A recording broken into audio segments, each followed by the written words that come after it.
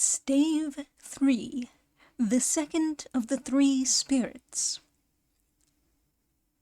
Awaking in the middle of a prodigiously tough snore, and sitting up in bed to get his thoughts together, Scrooge had no occasion to be told that the bell was again upon the stroke of 1. He felt that he was restored to consciousness in the right nick of time, for the especial purpose of holding a conference with the second messenger dispatched to him through Jacob Marley's intervention. But, finding that he turned uncomfortably cold when he began to wonder which of his curtains this new spectre would draw back, he put them every one aside with his own hands, and, lying down again, established a good lookout all round the bed, for he wished to challenge the spirit on the moment of its appearance, and did not wish to be taken by surprise and made nervous.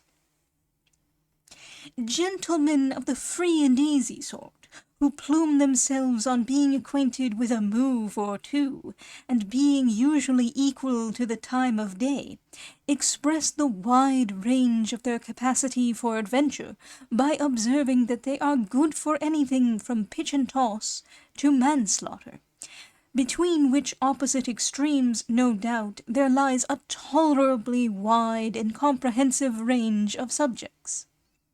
Without venturing for Scrooge quite as hardily as this, I don't mind calling on you to believe that he was ready for a good broad field of strange appearances, and that nothing between a baby and rhinoceros would have astonished him very much. Now, being prepared for almost anything, he was not by any means prepared for nothing. And consequently, when the bell struck 1, and no shape appeared, he was taken with a violent fit of trembling. 5 minutes, 10 minutes, a quarter of an hour went by, yet nothing came. All this time he lay upon his bed, the very core and centre of a blaze of ruddy light, which streamed upon it when the clock proclaimed the hour, and which, being only light, was more alarming than a dozen ghosts, as he was powerless to make out what it meant or would be at, and was sometimes apprehensive that he might be at that very moment an interesting case of spontaneous combustion, without having the consolation of knowing it. At last, however, he began to think, or as you or I would have thought at first, for it is always the person not in the predicament who knows what ought to have been done in it, and would unquestionably have done it too. At last, I say, he began to think that the source and secret of this ghostly light might be in the adjoining room, from whence, on further tracing it, it seemed to shine. This idea taking full possession of his mind, he got up softly and shuffled in his slippers to the door. The moment Scrooge's hand was on the lock, a strange voice called him by his name, and bade him enter. He obeyed. It was his own room. There was no doubt about that. But it had undergone a surprising transformation. The walls and ceiling were so hung with living green that it looked a perfect grove, from every part of which bright gleaming berries glistened. The crisp leaves of holly, mistletoe, and ivy reflected back the light, as if so many little mirrors had been scattered there, and such a mighty blaze went roaring up the chimney, as that dull petrification of a hearth had never known in Scrooge's time, or Marley's, or for many and many a winter season gone.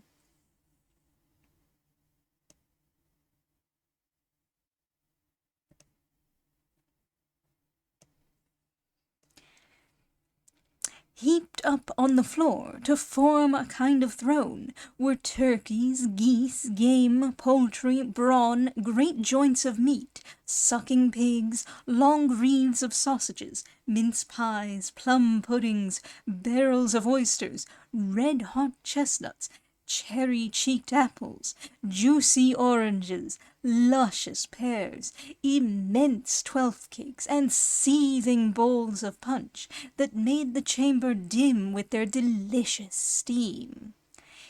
In easy state upon this couch there sat a jolly giant, glorious to see, who bore a glowing torch, in shape not unlike Plenty's horn, and held it up, high up, to shed its light on Scrooge as he came peeping round the door. "Come in!" exclaimed the ghost. "Come in, and know me better, man." Scrooge entered timidly, and hung his head before this spirit. He was not the dogged Scrooge he had been, and though the spirit's eyes were clear and kind, he did not like to meet them. "I am the ghost of Christmas Present," said the spirit. "Look upon me." Scrooge reverently did so. It was clothed in one simple, deep green robe or mantle, bordered with white fur. This garment hung so loosely on the figure that its capacious breast was bare, as if disdaining to be warded or concealed by any artifice. Its feet, observable beneath the ample folds of the garment, were also bare, and on its head it wore no other covering than a holly wreath, set here and there with shining icicles. Its dark brown curls were long and free as its genial face, its sparkling eye, its open hand, its cheery voice, its unconstrained demeanour, and its joyful air. Girded round its middle was an antique scabbard, but no sword was in it, and the ancient sheath was eaten up with rust.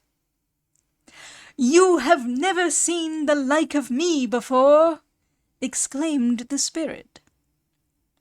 "Never," Scrooge made answer to it. "Have never walked forth with the younger members of my family, meaning, for I am very young, my elder brothers born in these later years?" pursued the phantom. "I don't think I have," said Scrooge. "I am afraid I have not. Have you had many brothers, spirit?" "More than 1,800, said the ghost. "A tremendous family to provide for," muttered Scrooge. The ghost of Christmas Present rose. "Spirit," said Scrooge submissively, "conduct me where you will. I went forth last night on compulsion, and I learned a lesson which is working now. Tonight, if you have aught to teach me, let me profit by it." "Touch my robe!" Scrooge did as he was told, and held it fast. Holly, mistletoe, red berries, ivy, turkeys, geese, game, poultry, brawn, meat, pigs, sausages, oysters, pies, puddings, fruit, and punch, all vanished instantly. So did the room, the fire, the ruddy glow, the hour of night, and they stood in the city streets on Christmas morning, where, for the weather was severe, the people made a rough, but brisk and not unpleasant kind of music. In scraping the snow from the pavement in front of their dwellings,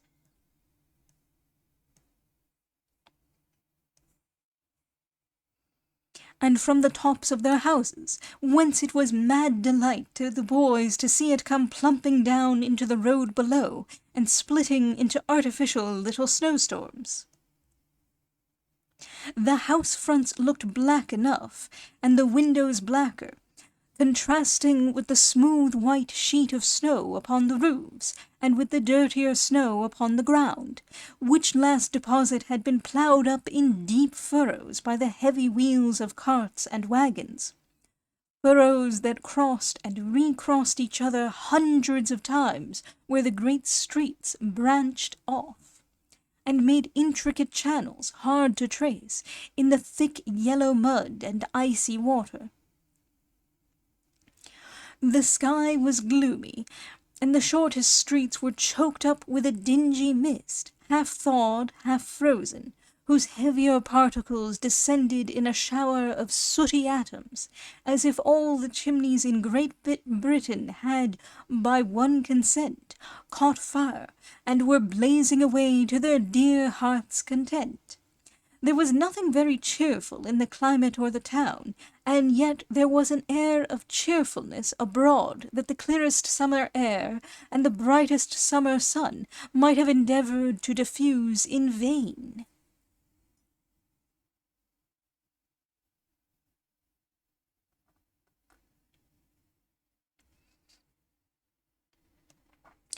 For the people who were shovelling away on the housetops were jovial and full of glee, calling out to one another from the parapets, and now and then exchanging a facetious snowball, better-natured missile far than many a wordy jest, laughing heartily if it went right, and not less heartily if it went wrong.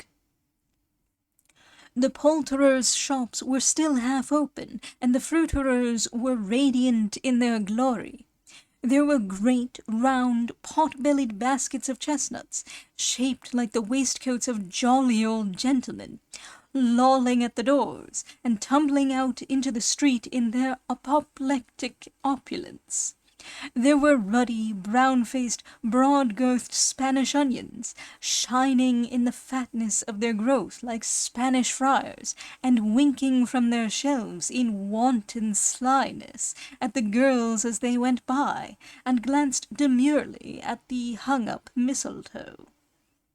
There were pears and apples, clustered high in blooming pyramids. There were bunches of grapes made in the shopkeeper's benevolence to dangle from conspicuous hooks, that people's mouths might water gratis as they passed. There were piles of filberts, mossy and brown, recalling in their fragrance ancient walks among the woods and pleasant shufflings ankle-deep through withered leaves. There were Norfolk biffins,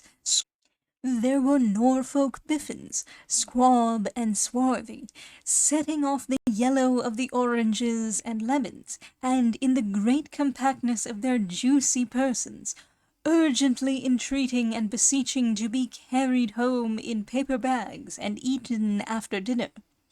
The very gold and silver fish, set forth among these choice fruits in a bowl, though members of a dull and stagnant-blooded race, appeared to know that there was something going on, and, to a fish, went gasping round and round their little world in slow and passionless excitement.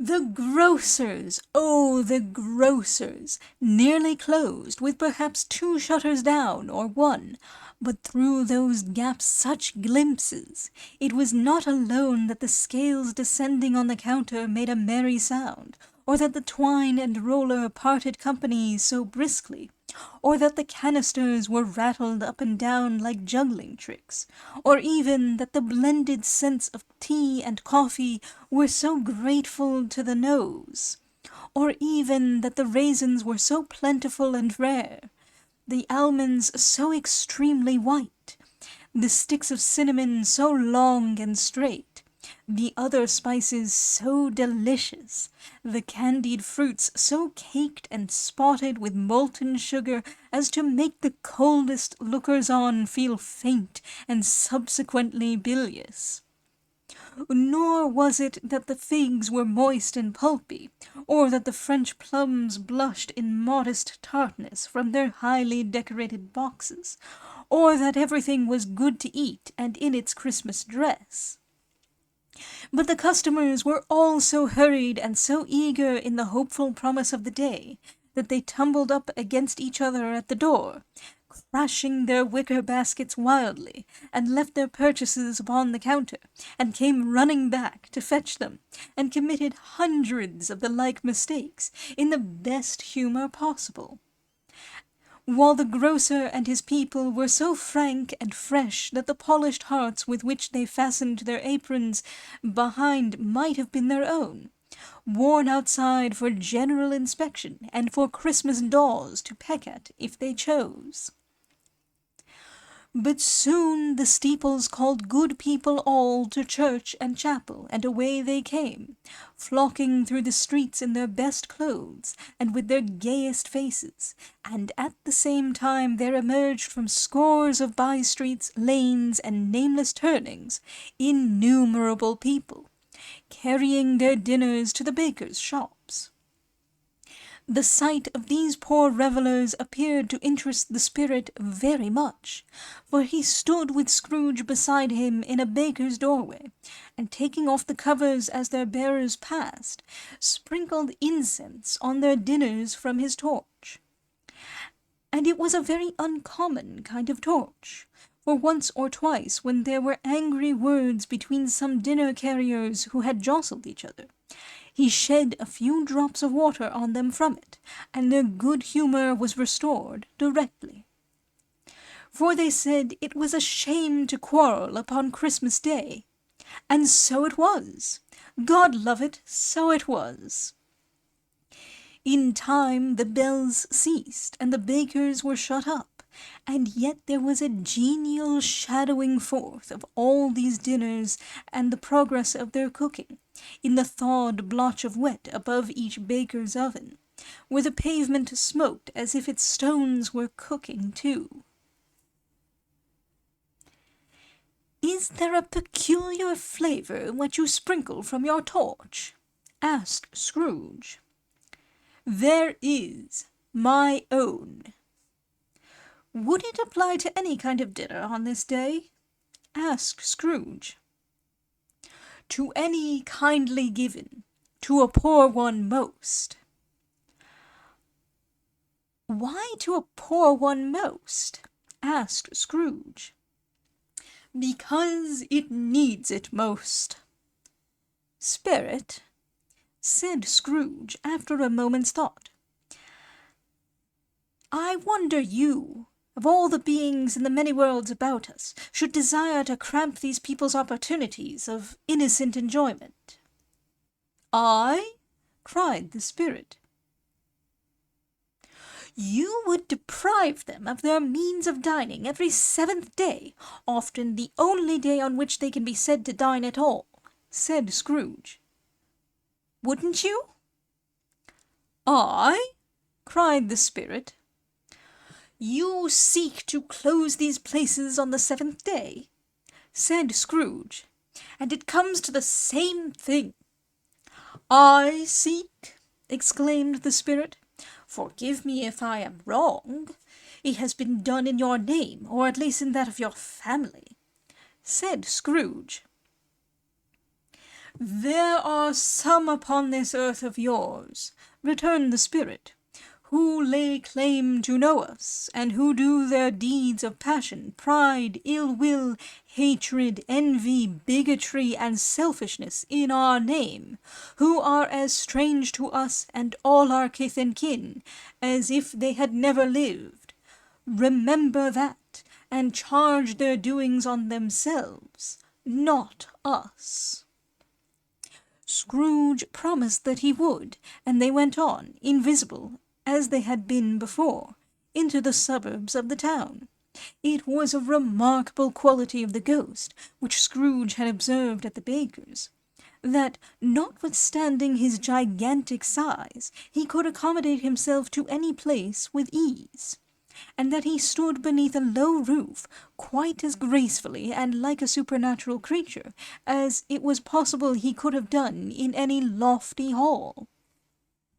And perhaps it was the pleasure the good spirit had in showing off this power of his, or else it was his own kind, generous, hearty nature, and his sympathy with all poor men, that led him straight to Scrooge's clerks, for there he went, and took Scrooge with him, holding to his robe. And on the threshold of the door the spirit smiled, and stopped to bless Bob Cratchit's dwelling with the sprinklings of his torch. Think of that! Bob had but 15 bob a week himself.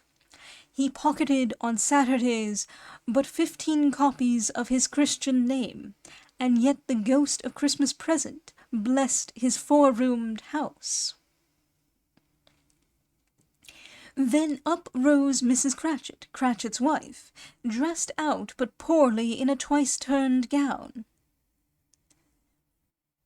but brave in ribbons, which are cheap and make a goodly show for 6pence.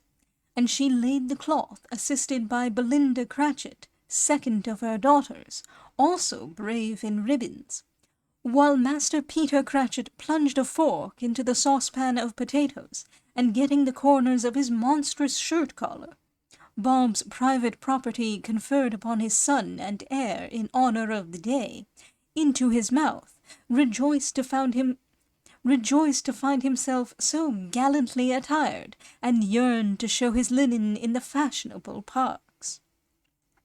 And now 2 smaller Cratchits, boy and girl, came tearing in, screaming that outside the baker's they had smelled the goose, and known it for their own, and basking in luxurious thoughts of sage and onion, these young Cratchits danced about the table, and exalted Master Peter Cratchit to the skies, while he, not proud, although his collars nearly choked him, blew the fire, until the slow potatoes bubbling up, knocked loudly at the saucepan lid to be let out and peeled.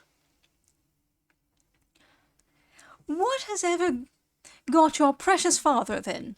said Mrs. Cratchit, "and your brother Tiny Tim? And Martha warn't as late last Christmas Day by half an hour." "Here's Martha, mother," said a girl, appearing as she spoke. "Here's Martha, mother," cried the 2 young Cratchits. "Hurrah! There's such a goose, Martha!" "Why, bless your heart alive, my dear, how late you are!" said Mrs. Cratchit, kissing her a dozen times, and taking off her shawl and bonnet for her with officious zeal. "We'd a deal of work to finish up last night," replied the girl, "and had to clear away this morning, mother." "Well, never mind so long as you are come," said Mrs. Cratchit. "Sit ye down before the fire, my dear, and have a warm, Lord bless ye." "No, no, there's father coming," cried the 2 young Cratchits, who were everywhere at once. "Hide, Martha, hide!" So Martha hid herself, and in came little Bob, the father, with at least 3 feet of comforter exclusive of the fringe hanging down before him.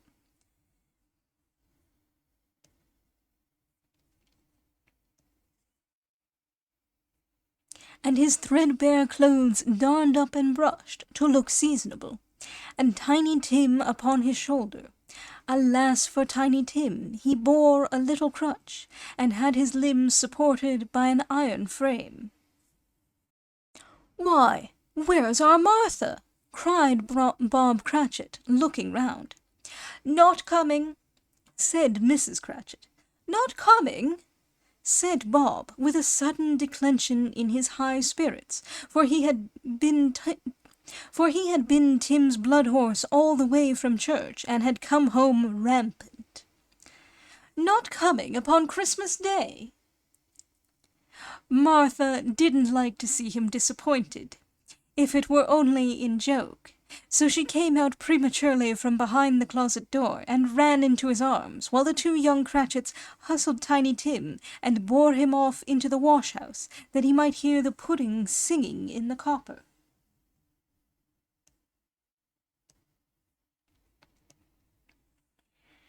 "And how did little Tim behave?" asked Mrs. Cratchit, when she had rallied Bob on his credulity, and Bob had hugged his daughter to his heart's content. "As good as gold," said Bob, "and better. Somehow he gets thoughtful, sitting by himself so much, and thinks the strangest things you ever heard. He told me, coming home, that he hoped the people saw him in the church, because he was a cripple, and it might be pleasant to them to remember upon Christmas Day who made lame beggars walk and blind men see." Bob's voice was tremulous when he told them this, and trembled more when he said that Tiny Tim was growing strong and hearty.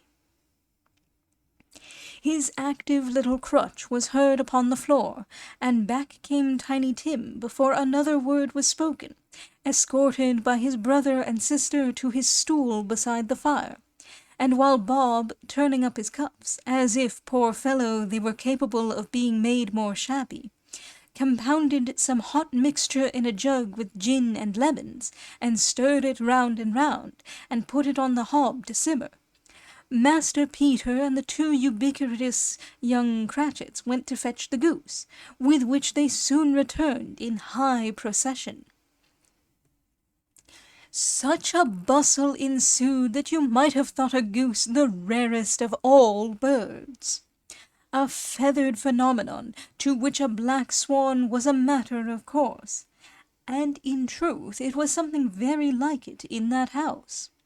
Mrs. Cratchit made the gravy, ready beforehand in a little saucepan, hissing hot. Master Peter mashed the potatoes with incredible vigour. Miss Belinda sweetened up the apple-sauce. Martha dusted the hot plates. Bob took Tiny Tim beside him in a tiny corner at the table.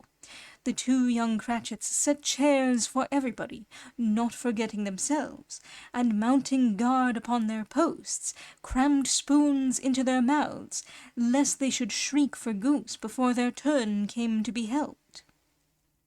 At last the dishes were set on, and grace was said. It was succeeded by a breathless pause, as Mrs. Cratchit, looking slowly all along the carving-knife, prepared to plunge it in the breast. But when she did, and when the long-expected gush of stuffing issued forth, one murmur of delight arose all round the board, and even Tiny Tim, excited by the two young Cratchits, beat on the table with the handle of his knife, and feebly cried, "Hurrah!" There never was such a goose. Bob said he didn't believe there ever was such a goose cooked. Its tenderness and flavour, size and cheapness, were the themes of universal admiration. Eked out by apple-sauce and mashed potatoes, it was a sufficient dinner for the whole family. Indeed, as Mrs. Cratchit said with great delight, surveying one small atom of a bone upon the dish, they hadn't ate it all at last. Yet every one had had enough, and the youngest Cratchits in particular were steeped in sage and onion to the eyebrows. But now, the plates being changed by Miss Belinda, Mrs. Cratchit left the room alone, too nervous to bear witness, to take the pudding up and bring it in.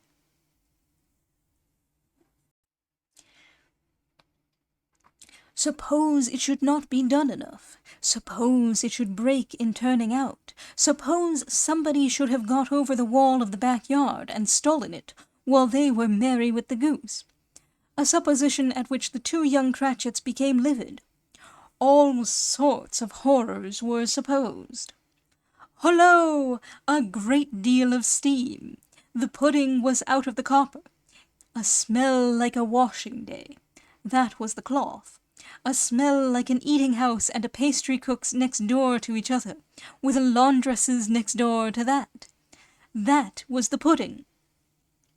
In half a minute Mrs. Cratchit entered, flushed but smiling proudly, with the pudding, like a speckled cannon-ball, so hard and firm, blazing in half a quartern of ignited brandy,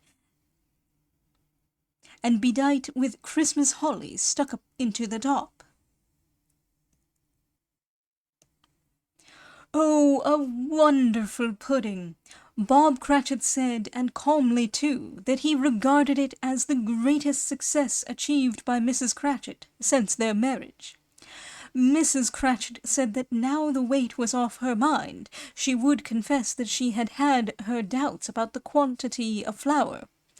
Everybody had something to say about it, but nobody said or thought it was at all a small pudding for a large family. It would have been flat heresy to do so. Any Cratchit would have blushed to hint at such a thing. At last the dinner was all done, the cloth was cleared, the hearth swept, and the fire made up, the compound in the jug being tasted and considered perfect. Apples and oranges were put upon the table, and a shovelful of chestnuts on the fire. Then all the Cratchit family drew round the hearth, in what Bob Cratchit called a circle, meaning half a one. And at Bob Cratchit's elbow stood the family display of glass, 2 tumblers, and a custard cup without a handle. These held the hot stuff from the jug, however, as well as golden goblets would have done, and Bob served it out with beaming looks, while the chestnuts on the fire sputtered and cracked noisily. Then Bob proposed, "A Merry Christmas to us all, my dears! God bless us!" Which all the family re-echoed. "God bless us, every one!" said Tiny Tim, the last of all. He sat very close to his father's side upon his little stool. Bob held his withered little hand in his, as if he loved the child and wished to keep him by his side, and dreaded that he might be taken from him. "Spirit," said Scrooge, with an interest he had never felt before, "tell me if Tiny Tim will live." "I see a vacant seat," replied the ghost, "in the poor chimney corner, and a crutch without an owner, carefully preserved. If these shadows remain unaltered by the future, the child will die." "No, no," said Scrooge. "Oh, no, kind spirit, say he will be spared."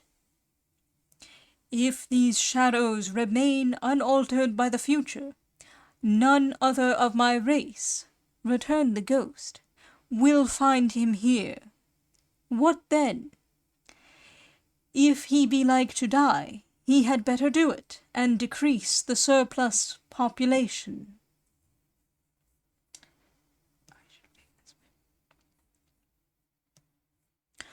Scrooge hung his head to hear his own words quoted by the spirit, and was overcome with penitence and grief.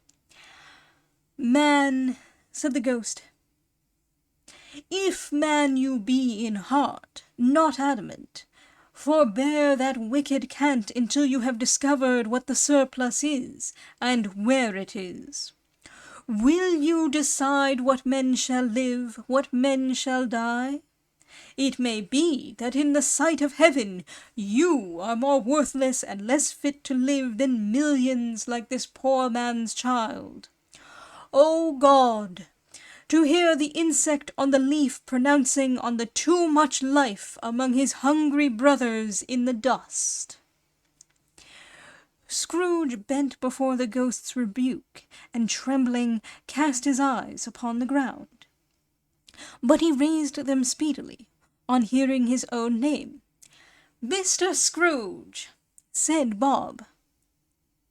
"I'll give you Mr. Scrooge, the founder of the feast." "The founder of the feast, indeed!" cried Mrs. Cratchit, reddening. "I wish I had him here. I'd give him a piece of my mind to feast upon, and I hope he'd have a good appetite for it." "My dear," said Bob, "the children! Christmas Day!" "It should be Christmas Day, I am sure," said she, "on which one drinks the health of such an odious, stingy, hard, unfeeling man as Mr. Scrooge.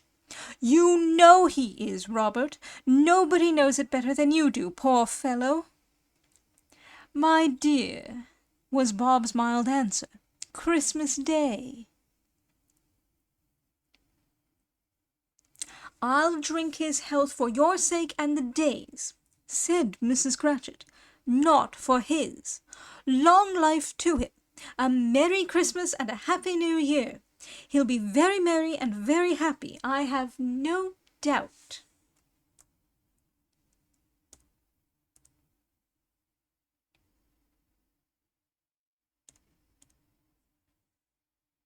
The children drank the toast after her. It was the first of their proceedings which had no heartiness in it. Tiny Tim drank it last of all, but he didn't care twopence for it. Scrooge was the ogre of the family. The mention of his name cast a dark shadow on the party, which was not dispelled for full 5 minutes.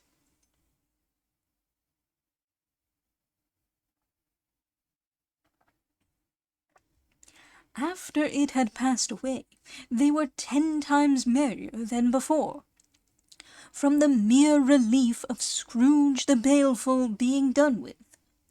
Bob Cratchit told them how he had a situation in his eye for Master Peter, which would bring in, if obtained, full 5 and 6pence weekly. The 2 young Cratchits laughed tremendously at the idea of Peter's being a man of business, and Peter himself looked thoughtfully at the fire from between his collars, as if he were deliberating what particular investments he should favour when he came into the receipt of that bewildering income. Martha, who was a poor apprentice at a milliner's, then told them what kind of work she had to do, and how many hours she worked at a stretch, and how she meant to lie abed tomorrow morning for a good long rest, tomorrow being a holiday she passed at home. Also how she had seen a countess and a lord some days before, and how the lord was much about as tall as Peter, at which Peter pulled up his collars so high that you couldn't have seen his head if you had been there. All this time the chestnuts and the jug went round, and by and by they had a song, about a lost child travelling in the snow, from Tiny Tim, who had a plaintive little voice, and sang it very well indeed. There was nothing of high markedness. They were not a handsome family. They were not well dressed. Their shoes were far from being waterproof. Their clothes were scanty, and Peter might have known, and very likely did, the inside of a pawnbroker's. But they were happy, grateful, pleased with one another, and contented with the time. And when they faded, and looked happier yet in the bright sprinklings of the spirit's torch at parting, Scrooge had his eye upon them, and especially on Tiny Tim, until the last. By this time it was getting dark, and snowing pretty heavily, and as Scrooge and the spirit went along the streets, the brightness of the roaring fires in kitchens, parlours, and all sorts of rooms was wonderful. Here the flickering of the blaze showed preparations for a cosy dinner, with hot plates baking through and through before the fire, and deep red curtains ready to be drawn to shut out cold and darkness. There all the children of the house were running out into the snow to meet their married sisters, brothers, cousins, uncles, aunts, and be the first to greet them.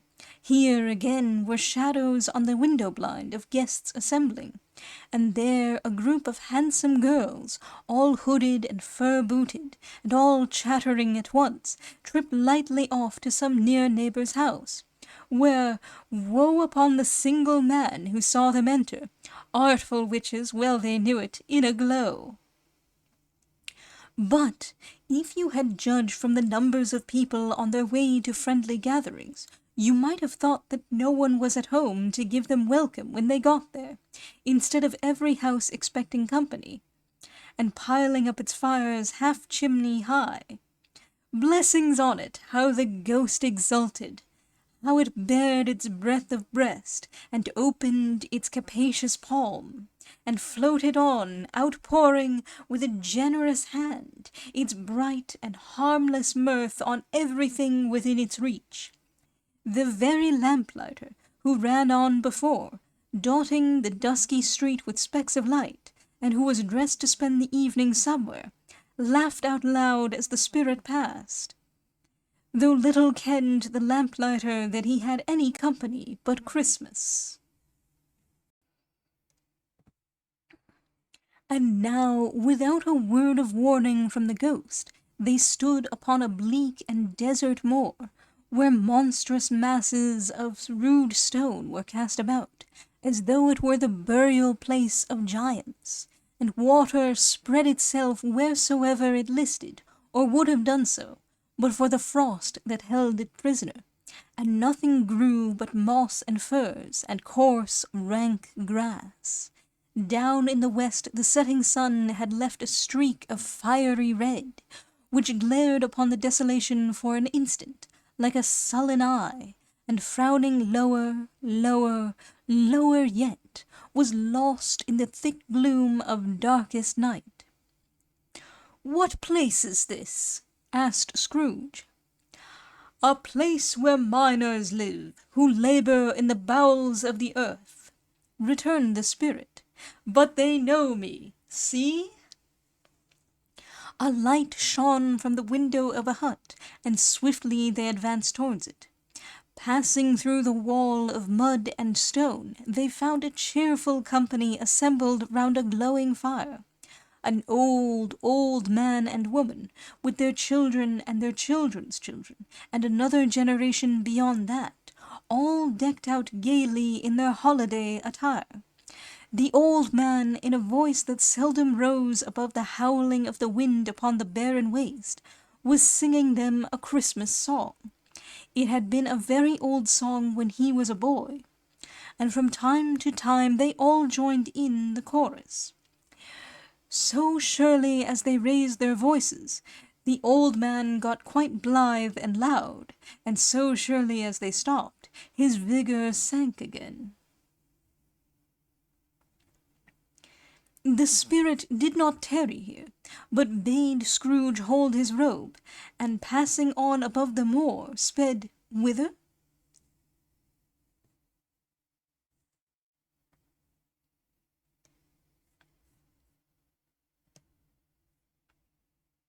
Not to sea, to sea. To Scrooge's horror, looking back, he saw the last of the land, a frightful range of rocks, behind them, and his ears were deafened by the thundering of water, as it rolled and roared and raged among the dreadful caverns it had worn, and fiercely tried to undermine the earth. Built upon a dismal reef of sunken rock, some league or so from shore, and on which the waters chafed and dashed, the wild year through, there stood a solitary lighthouse. Great heaps of seaweed clung to its base, and storm-birds, born of the wind one might suppose, as seaweed of the water, rose and fell about it, like the waves they skimmed. But even here, 2 men who watched the light had made a fire, that through the loophole in the thick stone wall shed out a ray of brightness on the awful sea. Joining their horny hands over the rough table at which they sat, they wished each other a Merry Christmas in their can of grog, and one of them, the elder too, with his face all damaged and scarred with hard weather, as the figurehead of an old ship might be, struck up a sturdy song that was like a gale in itself. Again the ghost sped on, above the black and heaving sea, on, until being far away, as he told Scrooge, from any shore, they lighted on a ship. They stood beside the helmsman at the wheel, the lookout in the bow, the officers who had the watch, dark, ghostly figures in their several stations, but every man among them hummed a Christmas tune, or had a Christmas thought, or spoke below his breath to his companion of some bygone Christmas day, with homeward hopes belonging to it, and every man on board, waking or sleeping, good or bad, had had a kinder word for another on that day than on any day in the year, and had shared to some extent in its festivities, and had remembered those he cared for at a distance, and had known that they delighted to remember him.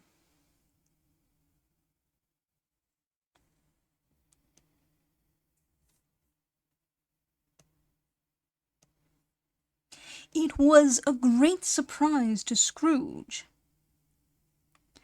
while listening to the moaning of the wind, and thinking what a solemn thing it was to move on through the lonely darkness over an unknown abyss, whose depths were secrets as profound as death. It was a great surprise to Scrooge, while thus engaged, to hear a hearty laugh. It was a much greater surprise to Scrooge to recognize it as his own nephew's, and to find himself in a bright, dry, gleaming room, with the Spirit standing smiling by his side, and looking at that same nephew with approving affability. "Ah ha!" laughed Scrooge's nephew. "Ah ha ha ha!"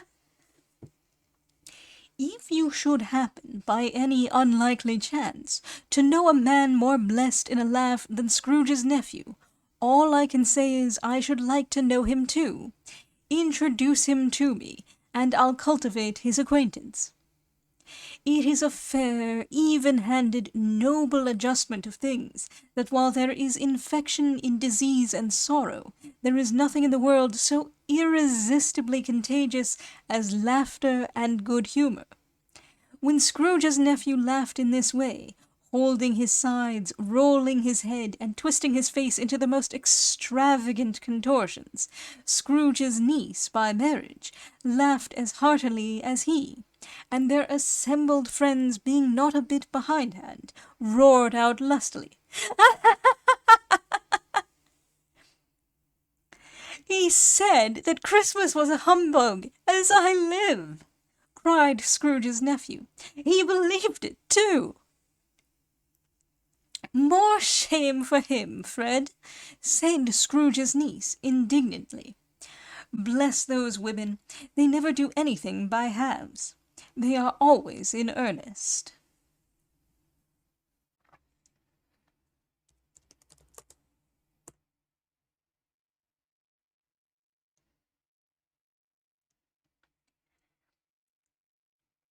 She was very pretty, exceedingly pretty, with a dimpled, surprised-looking, capital face, a ripe little mouth that seemed made to be kissed, as no doubt it was, all kinds of good little dots about her chin that melted into one another when she laughed, and the sunniest pair of eyes you ever saw in any little creature's head.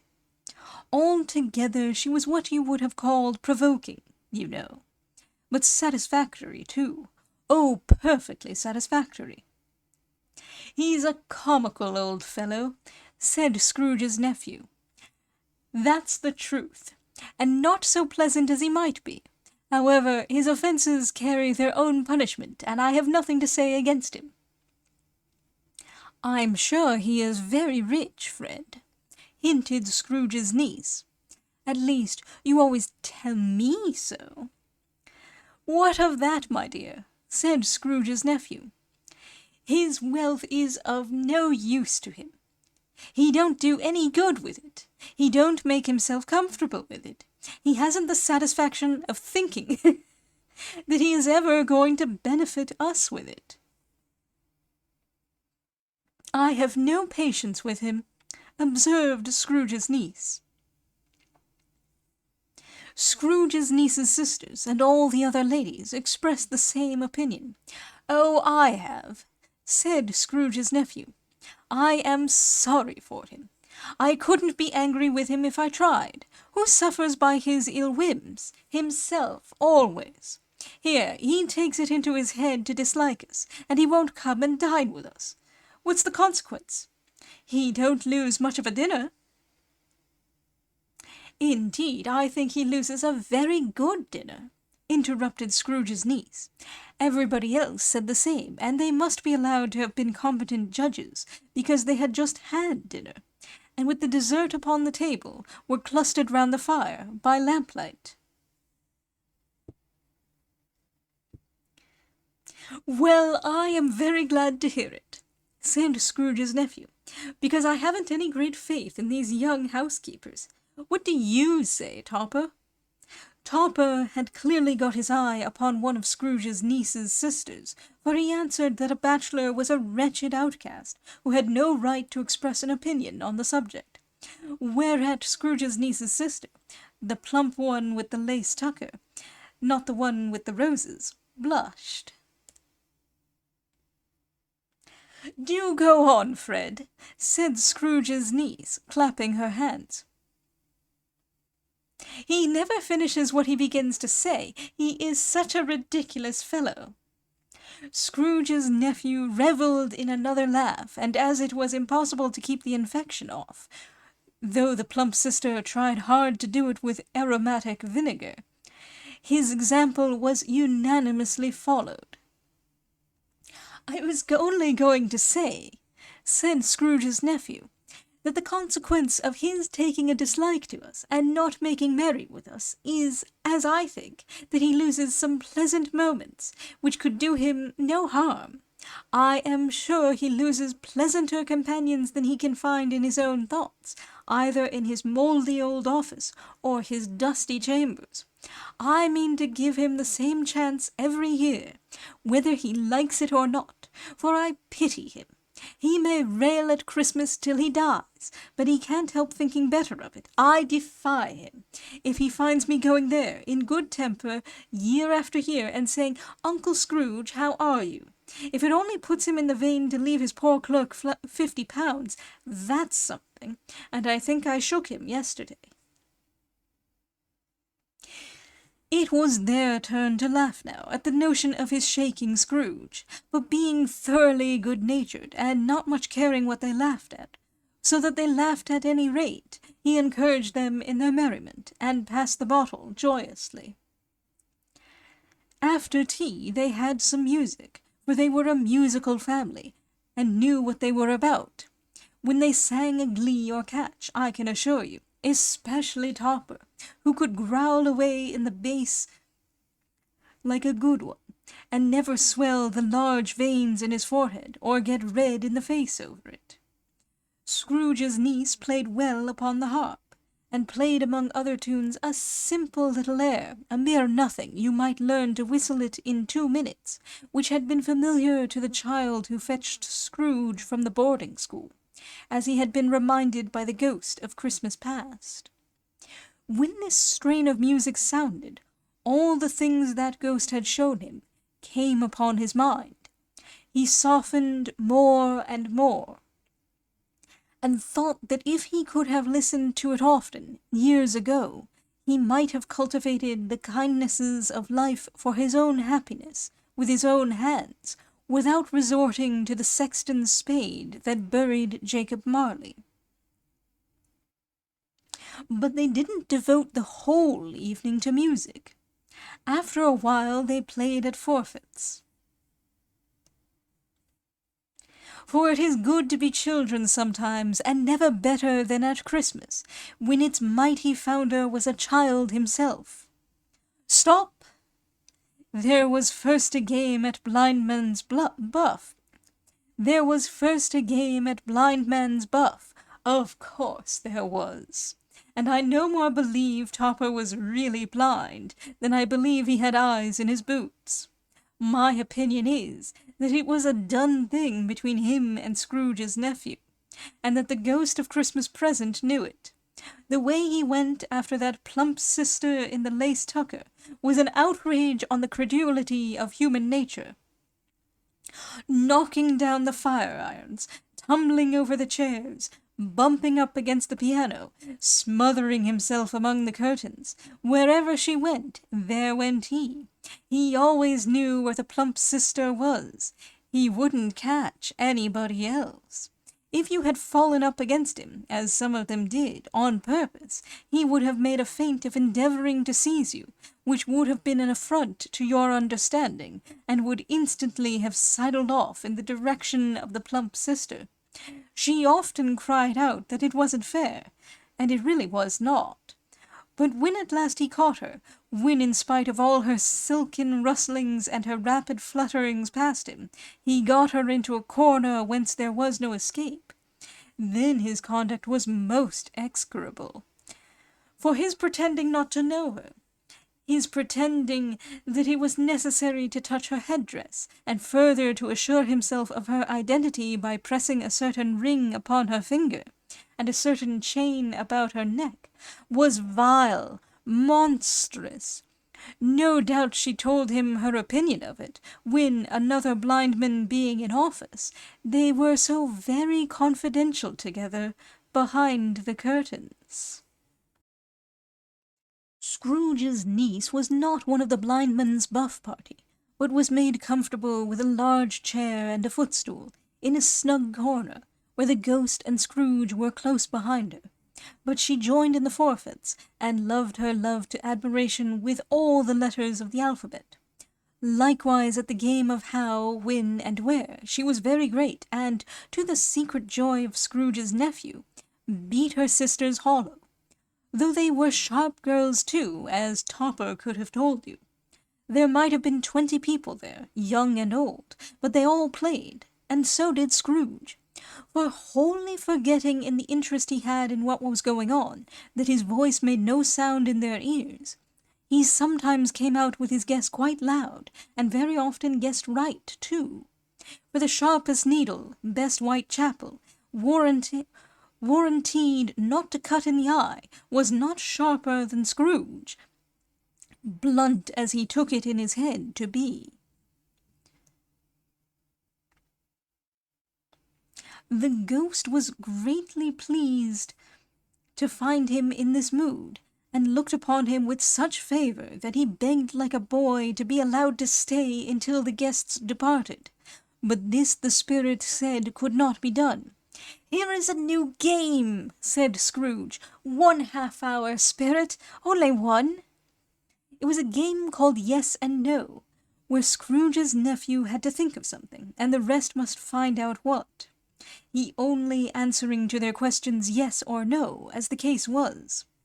The brisk fire of questioning to which he was exposed elicited from him that he was thinking of an animal, a live animal, rather a disagreeable animal, a savage animal, an animal that growled and grunted sometimes, and talked sometimes, and lived in London, and walked about the streets, and wasn't made a show of, and wasn't led by anybody, and didn't live in a menagerie, and was never killed in a market, and was not a horse, or an ass, or a cow, or a bull, or a tiger, or a dog, or a pig, or a cat, or a bear.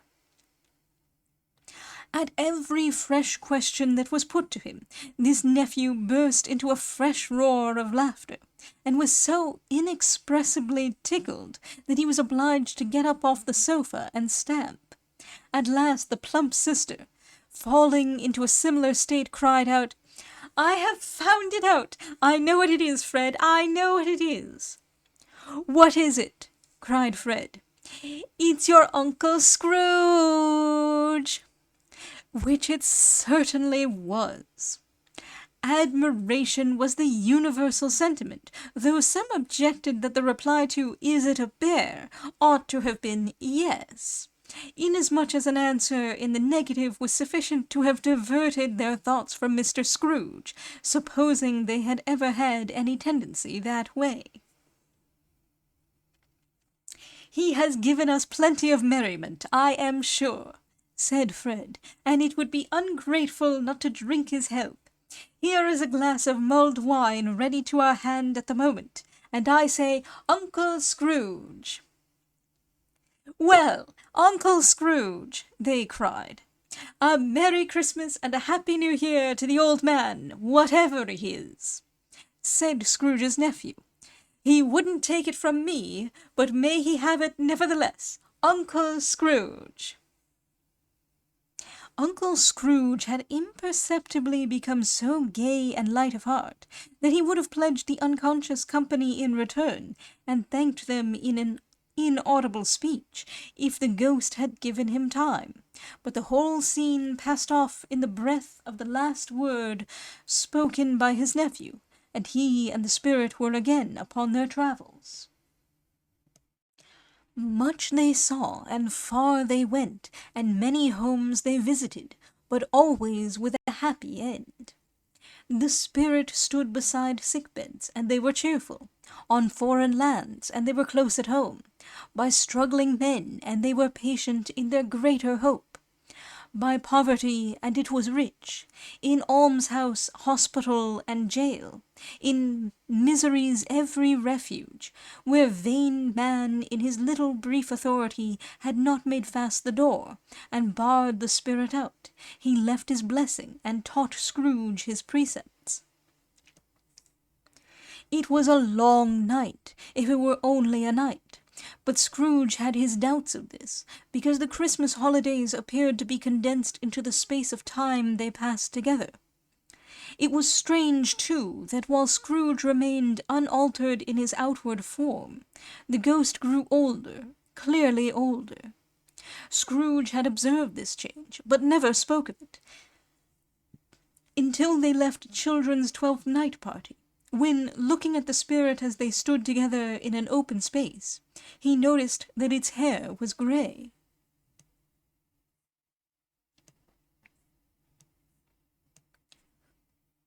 "Are spirits' lives so short?"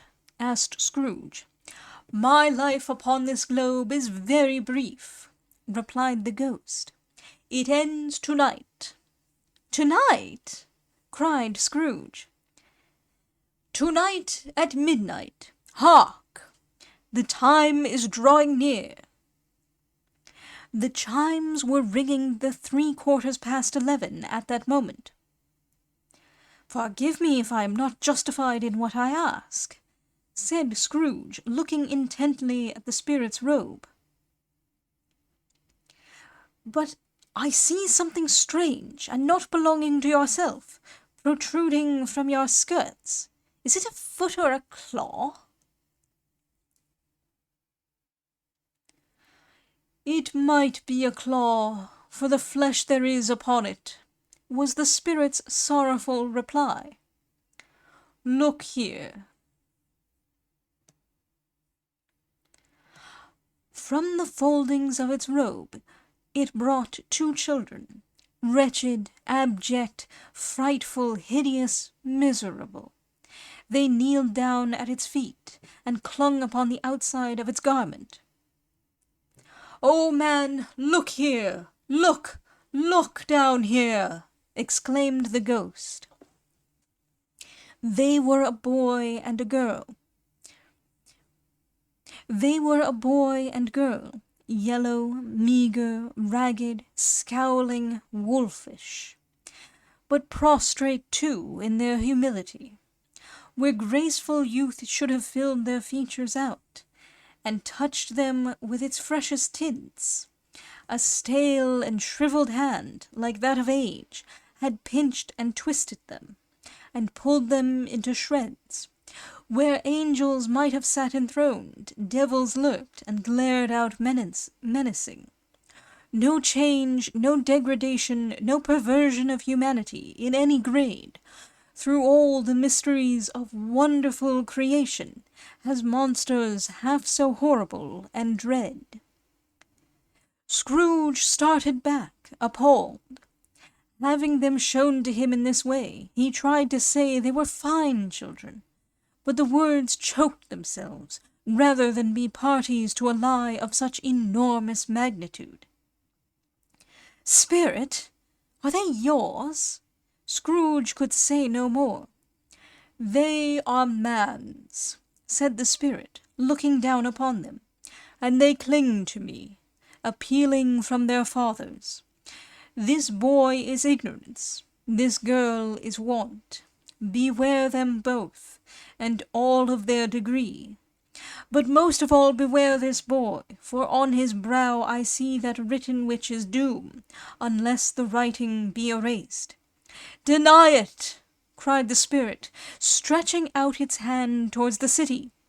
Slander those who tell it ye, admit it for your factious purposes, and make it worse, and bide the end.